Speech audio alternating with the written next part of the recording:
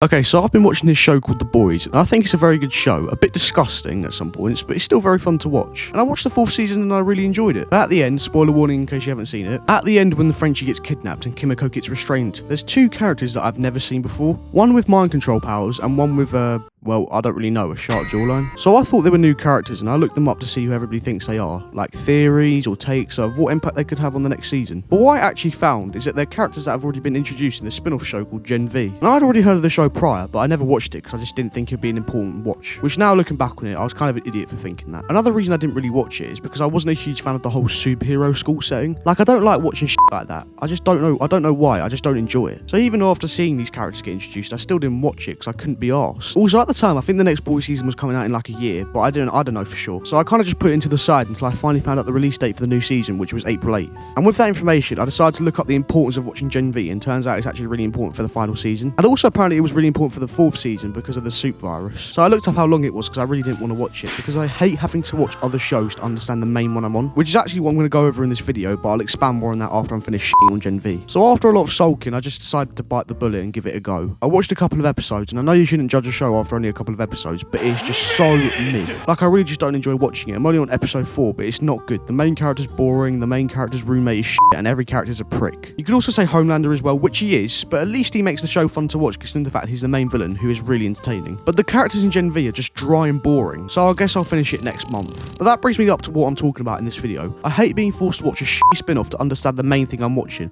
I don't give a shit about having to watch a movie, because what, 2 hours of a potentially terrible film? I can get through that. Like, did the creators of The Boys really feel the need to make not one, but 2 seasons of this? I don't want to watch all of that. I wish they could have just introduced 1 season, so at least I can just binge watch it and forget about it. But then they make 2 seasons, which means I can't binge it in one day. Which also makes it really inconvenient, because I'm already juggling like a bunch of other shows. The only time I make an exception for watching spin-offs is if the spin-off is good, because then it won't feel like such a chore. But Gen V is not good. Now, this show is not technically mandatory for any of these movies, but for Star Wars, if you want to understand Revenge of the Sith the most, because if you only watch the movies, Anakin's turn to the dark side does feel a little bit rushed. But if you watch the Clone Wars, everything makes much more sense. Like, when you watch the Clone Wars, you see Anakin's turn to the dark side in the span of 2 years, like all the signs that got ignored and his actions. Like, the Clone Wars is such a beautiful show. I genuinely don't know if I've ever seen an animated show that's better. You get to see Rex, a top 3 character of all time, Ahsoka, the best Padawan of all time. Like, the characters have so much personality and good writing. Like, the only flaw about this amazing show is that they make Darth Maul completely useless in a duel. I can't remember a time apart from when he beat Qui-Gon Jinn that he's won a duel, which really pisses me off, because why are you making one of the most prolific aura farmers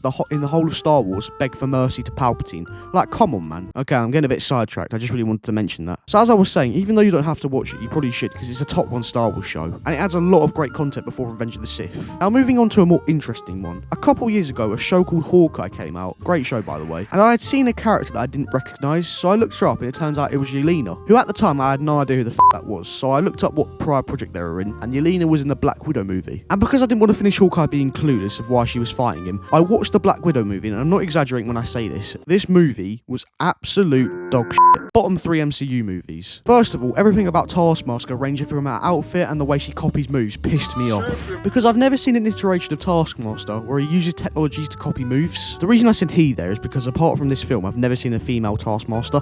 Nothing wrong with that, by the way. I also didn't like most of the characters. I found them boring and uninteresting. The CGI was terrible as well, and it's not even an argument. I'll admit, I am struggling to find points because I watched this film like once 5 years ago and I've never touched it since. Because I won't lie, I just really hated Taskmaster. And the worst part about it, I don't even think I really needed to watch the film because the main part was the post-credit scene. But then again, it gave me some information about Yelena, so there's that. So this is probably the only example you can give about having to watch a terrible movie to understand a good TV show. Like, you'll only get this once in a blue moon. I wanted to give another good example about a great spin-off to a great show, but I can't because I haven't seen Better Call Saul or Breaking Bad. But the overall point of this video is that I hate having to watch a spin-off to understand the main thing, like a movie or a show. Especially if it's shit. It is the most annoying thing of all time. At least with a terrible movie, you can knock that in 2 hours with your dad. But you know what? Even though it is terrible, I'll probably finish Gen V eventually because I know the Boys season is going to be amazing, so I really don't want to watch it all confused, not knowing what's going on. You know what? I'll be so real. Even though they're shorter and it kind of contradicts what I've said, I've never really been a huge fan of looking up those YouTube breakdowns. I think they can sometimes be poorly explained as well. To be fair, the more I think about it, I'm probably just judging Gen V too harshly. But it's because with The Boys, I was hooked with the first episode because I knew this show was going to be amazing after A-Train killed Huey's girlfriend. Gen V tried to replicate it with both the main characters' parents dying, but it just didn't do it for me. But I will watch it and I'll see if it gets any better. I hope it does, because if it doesn't, I'm cancelling my Prime subscription. Alright, I'm going to finally end this video. Let me know in the comments if you're in the same boat as me, and also tell me what show you're being forced to watch, and I'll see you in the next video.